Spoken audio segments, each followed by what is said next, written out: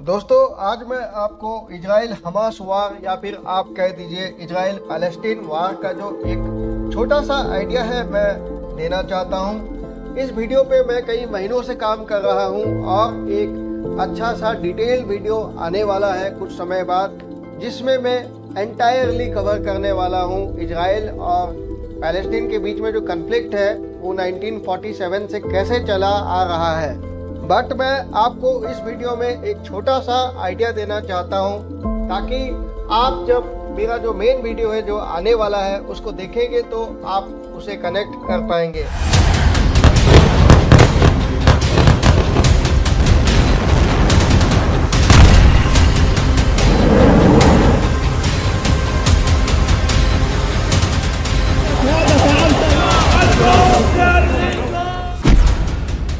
Israel के अंत की उल्टी गिनती शुरू। अगर दुनिया सोच रही है कि 41 किलोमीटर लंबी और 10 किलोमीटर चौड़ी गाजा पट्टी में ही जंग चल रही है तो ये बहुत बड़ा भ्रम है। अब पूरे मिडिल ईस्ट से लेकर पश्चिमी एशिया तक भयंकर बारूदी धमाके शुरू हो चुके हैं।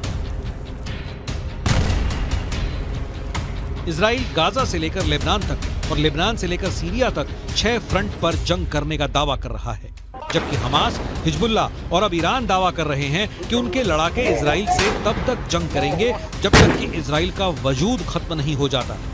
यहूदी देश इजराइल से नफरत का आलम यह हो चुका है कि अब इजराइल पर 400 से ज्यादा आत्मघाती हमले करने की तैयारी अकेले ईरान ही कर रहा है।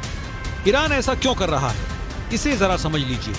ईरान के दावों के मुताबिक इस्लामिक रिवॉल्यूशनरी गार्ड कॉर्प्स के ब्रिगेडियर जनरल सैयद रजी मोसावी को इजराइल ने सीरिया में मार डाला है।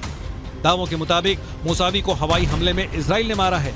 इधर मिडिल ईस्ट से जुड़े जानकारों के मुताबिक ईरान के ब्रिगेडियर जनरल सैयद रजी मोसावा के मारे जाने से पूरे मिडिल ईस्ट और पश्चिम एशिया में बहुत बड़ी जंग शुरू होने वाली है। ब्रिगेडियर जनरल की मौत, ईरान का बारूदी बदला। ईरान के राष्ट्रपति इब्राहिम रईसी ने साफ कहा कि सीरिया में हवाई हमले में ब्रिगेडियर जनरल रजी मोसावी को मारने के लिए इजराइल को भारी कीमत चुकानी पड़ेगी। ईरानी राष्ट्रपति ने साफ कहा, बिना कोई शक के ये कार्रवाई क्षेत्र में कब्जा करने वाले ज़ायोनी शासन यानी इजराइल की हताशा, असहायता और अक्षमता का एक और संकेत है। ईरानी कमांडर सैयद रजी मोसावा की सीरिया में हत्या के बाद पूरे ईरान में जबरदस्त आक्रोश है। ईरान के विदेश मंत्री ने इजराइल को तबाह करने तक की धमकी दे दी है। मोसावी की हत्या को लेकर ईरान में जगह जगह प्रदर्शन हो रहा है। इजरायली स्ट्राइक से भड़के ईरान ने अब बदले की योजना बनाई है। उधर इजरायली रक्षा मंत्री गैलेंट ने भी इस बात को स्वीकार किया है कि गाजा में चल रहे युद्ध के बीच इजराइल पर 7 अलग अलग थिएटरों में हमले जारी हैं। हालांकि उन्होंने 6 फ्रंट पर जोरदार पलटवार का दावा भी किया है।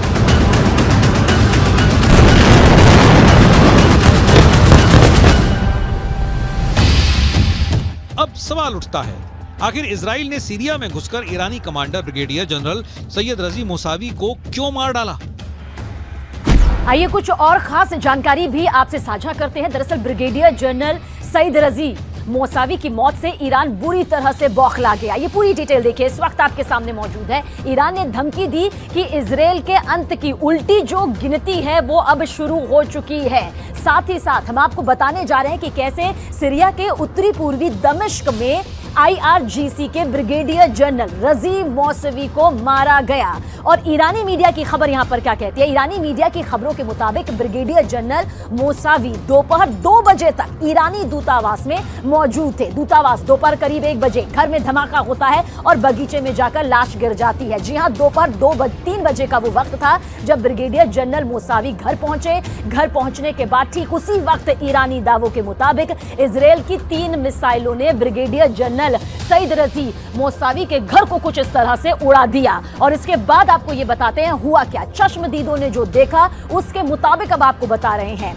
इजरायली मिसाइलों का धमाका इतना जोरदार था, इतना जबरदस्त और खौफनाक था कि ब्रिगेडियर जनरल सैयद रजी मोसावी का शव जो है वो घर से उछलकर कुछ इस तरह से बगीचे में जा गिरा। सोचकर ही रोंगटे खड़े हो जाते हैं, दहशत भर जाती है और उनका पूरा घर देखिए किस तरह से तबाह यहां पर हो जाता है। हम बात कर रहे हैं उत्तर पूर्वी दमिश्क सीरिया दोपहर 3 बजे और घर में धमाका होता है और लाश जो है वो बगीचे में गिर जाती है। बताया यह भी जा रहा है कि मौसावी ईरानी सेना के कमांडर कासिम सुलेमानी के सहयोगी थे, यानी कि सहयोगी यहां पर बताए गए जिन्हें अमेरिका ने साल 2020 में मार गिराया था। ये वो साल था, साल 2020। लेकिन जबकि इजराइल का जो दावा है वो है इस्लामिक रिवॉल्यूशनरी गार्ड कॉर्प्स के ब्रिगेडियर जनरल सईद रजी मोसावी सीरिया में ईरान के सैन्य अभियानों को कोऑर्डिनेट कर रहे थे, यानी जिनका जिक्र इस वक्त हम यहां पर कर रहे हैं। हिजबुल्लाह को हथियार सप्लाई कर रहे थे और हमास की भी पूरी मदद कर रहे थे। इजराइल का भी यह दावा है कि मोसावी लगातार इजराइल पर हिजबुल्लाह से हमले यहां पर करवा रहे थे। یک اقدام ناجوانمردانه و برخلاف کنوانسیون‌های بین‌المللی اقدام رژیم صهیونیستی انجام شد که طبیعتاً حق مقابله برای کشور قربانی محفوظ هست و به طور طبیعی پاسخ این جنایت خودش رو در واقع در شرایط مناسب و در زمان مناسب حتماً خواهد داد. कुछ दावों के मुताबिक ईरान ने अपने कमांडर मोसावी की हत्या का बदला लेने के लिए इजराइल के खिलाफ एक खतरनाक प्लान बनाया है। ईरान ने फिदायीन हमलों से इजराइल को दहलाने की योजना बनाई है। इसके लिए अफगान लड़ाकों की भर्ती कर रहा है। सूत्रों के मुताबिक अफगान लड़ाके इजराइल पर आत्मघाती हमले करेंगे। गाजा जंग और सीरिया में इजरायली स्ट्राइक से भड़के ईरान का प्लान दुनिया भर में इजरायली ठिकानों को निशाना बनाने का है। ईरान इजराइल में आत्मघाती हमले कर सकता है, इसके लिए उसने खतरनाक प्लानिंग की है। सूत्रों के मुताबिक जनरल हामिद अब्दुल्लाही के नेतृत्व में ईरान के इस्लामिक रिवॉल्यूशनरी गार्ड कॉर्प्स आर पार की जंग की तैयारी कर रहे हैं। सूत्रों के दावों के मुताबिक IRGS के कुद्स फोर्स की यूनिट 400 इजरायली ठिकानों को चिन्हित कर चुकी है जहां पर आत्मघाती हमले की योजना है। इसके लिए अफगान लड़ाकों की बाकायदा भर्ती भी जारी है। अपने समर्थक समूहों के खिलाफ इजराइल और अमेरिकी स्ट्राइक से बौखलाए ईरान ने आक्रामक रुख अख्तियार कर लिया है। साल 2020 में ईरान के टॉप कमांडर कासिम सुलेमानी को अमेरिका ने इसी तरह से हवाई हमले में मार डाला था। ठीक उसी तरह से इजराइल ने ब्रिगेडियर जनरल मोसावी को मार डाला है। ईरान के विदेश मंत्री ने इजराइल की उल्टी गिनती का दावा करना शुरू कर दिया है। ब्रिगेडियर जनरल सैयद रजी मोसावी की शहादत पर मैं ईरान और सीरिया दोनों देशों के प्रति अपनी हार्दिक संवेदना व्यक्त करता हूं।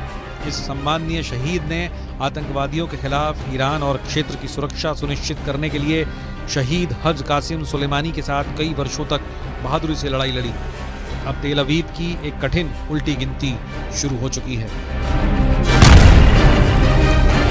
गाजा में भले ही इजरायली सेना ने बढ़त बना रखी हो, लेकिन इजराइल के पीएम नेतन्याहू को भी मानना पड़ा कि गाजा युद्ध में इजरायली सैनिक काफी संख्या में मारे गए हैं, जो हालात को और बदतर बना रहे हैं। ये हालात अब मिडिल ईस्ट से लेकर पश्चिमी एशिया तक खराब हो चुके हैं, क्योंकि हूथी और ईरान समर्थित कताइब हिजबुल्लाह लड़ाकों ने इजराइल और अमेरिकी सैन्य अड्डों पर एक साथ हमले शुरू कर दिए हैं। पहले आप ये जान लीजिए कि हूथी और ईरान समर्थित लड़ाकों ने अमेरिका पर कहां-कहां हमला किया है।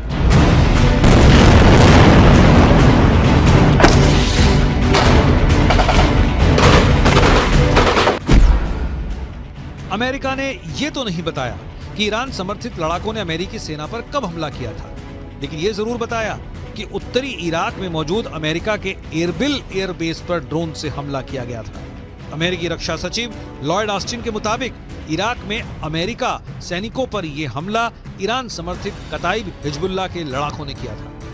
इराक में ईरान समर्थित कताइब हिजबुल्लाह के लड़ाकों के इस हमले में वैसे तो कई अमेरिकी सैनिक घायल हुए, लेकिन 3 सैनिक बेहद गंभीर रूप से घायल हैं। कताइब हिजबुल्लाह ने अमेरिकी सैनिकों पर ड्रोन से हमले कैसे किए, इसकी जानकारी नहीं दी गई और न ही घायल अमेरिकी सैनिकों के नाम बताए गए। इराक में कताइब हिजबुल्लाह के हमलों से अमेरिका बौखला गया है।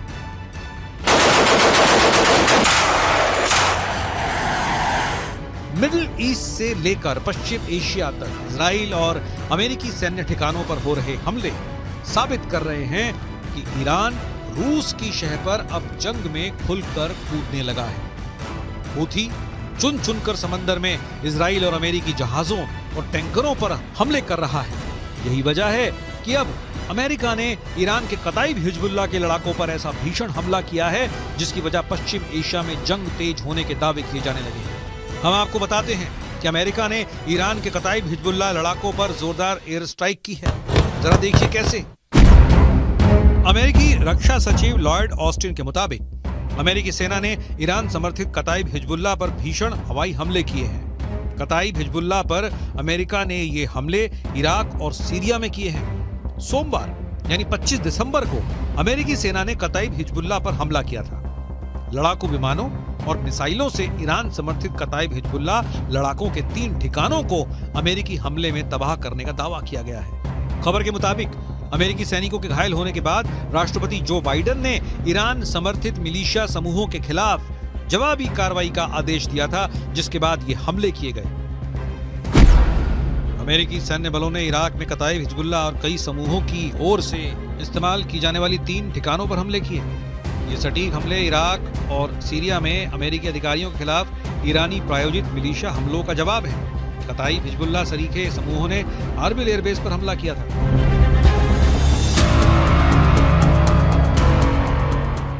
इजराइल और अमेरिका इस वक्त मिडिल ईस्ट और पश्चिमी एशिया में डबल युद्ध से जूझ रहे हैं। पीएम नेतन्याहू को लग रहा था कि हमास युद्ध विराम इजराइल की शर्तों पर जरूर करेगा, लेकिन अब खबर आ रही है कि हमास के टॉप कमांडर्स ने साफ दावा कर दिया है कि हमास सीजफायर नहीं करेगा और न ही कोई समझौता।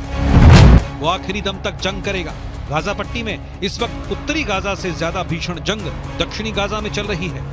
हालात ये हो गए हैं कि इजराइल और हमास की जंग थमने की एक और उम्मीद को बड़ा झटका लगा है। 24 दिसंबर को इजरायली मीडिया रिपोर्ट्स में दावा किया गया कि हमास और इस्लामिक जिहाद आतंकी संगठनों ने इजिप्ट या कहें मिस्र के उस प्रस्ताव को ठुकरा दिया है जिसमें कहा गया था कि अगर ये दोनों संगठन गाजा की हुकूमत किसी तीसरी ताकत को सौंप देते हैं तो इजराइल परमानेंट सीजफायर कर देगा। लेकिन हमास के टॉप कमांडर्स ने इस प्रस्ताव को पूरी तरह से खारिज कर दिया है। हम आपको हमास नेता यह्या सिनवार का वो दावा दिखाने जा रहे हैं जिसमें इजराइल सेना को भारी नुकसान का दावा किया गया है। हमास के कसाई का दावा, मार दिए 1500 इजरायली सैनिक।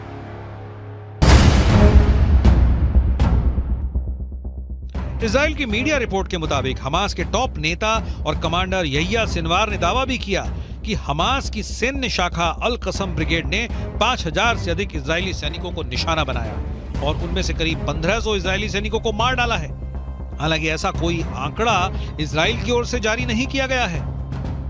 हमास नेता सिनवार ने इजरायली सैन्य उपकरणों को नष्ट करने की संख्या के बारे में भी बढ़ा चढ़ाकर दावा करते हुए कहा कि हमास ने 750 इजरायली सैन्य वाहनों को तबाह कर दिया है।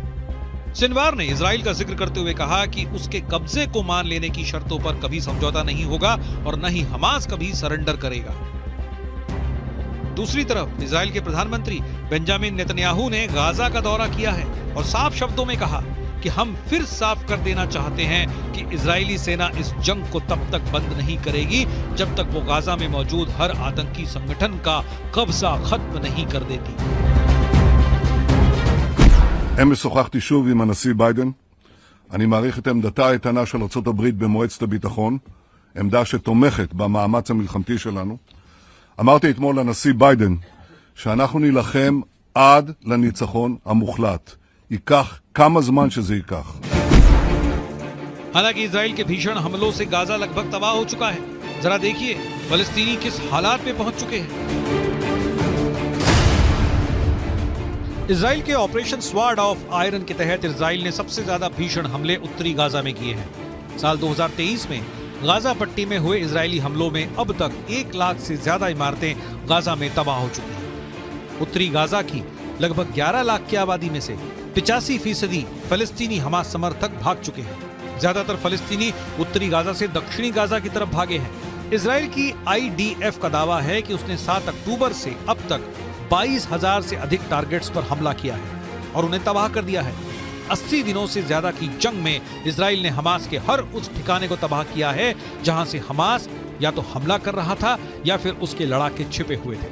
अमेरिकी मीडिया की रिपोर्ट के मुताबिक इजराइल ने दक्षिणी गाजा में भयानक बमबारी शुरू कर दी है। दक्षिणी गाजा में इजरायली वायुसेना 907 किलो के सैकड़ों बम गिरा रही है। एक्सपर्ट्स के मुताबिक अमेरिका ने भी किसी देश के रिहायशी इलाके में इतने बम नहीं गिराए हैं। कुल मिलाकर हमास, हिजबुल्लाह, हूथी और ईरान इजराइल के लिए नासूर बनते जा रहे हैं। अब देखना होगा ईरान अपने कमांडर की मौत का बदला कैसे लेगा।